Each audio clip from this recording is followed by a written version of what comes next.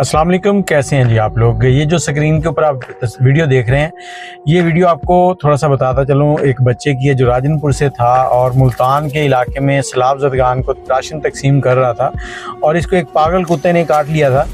अब ये लाहौर के म्यू हॉस्पिटल में है। डॉक्टरों ने पहले तो जवाब दे दिया था, लेकिन कुछ ना कुछ उसका ट्रीटमेंट चल रहा था। अब इसकी हालत में बेहतरी आ रही है और ये चाचू हैं इसके, जो इसको 5000 का नोट दिखा रहे हैं और इसने नोट को भी पहचान लिया है कि ये 5000 का नोट है। मतलब उसकी दिमागी हालत जो है वो बेहतर हो रही है। लेकिन आप लोगों से फिर भी गुजारिश करूँगा कि इसके लिए दुआ करें। एक अच्छे काम के लिए निकला था और पागल कुत्ते के काटने की जो वैक्सीन वगैरह जो हैं, या फिर हमारा जो हुकूमत है उनकी भी थोड़ी सी नाअहली है कि उनको अगर बताया जाए कि फ़लाँ इलाके में कोई कुत्ता है इस तरह से घूम रहा है तो उसको जल्दी से रेस्क्यू नहीं किया जाता, बल्कि वो उसको छोड़ा होता है कि वो काटता रहे लोगों को।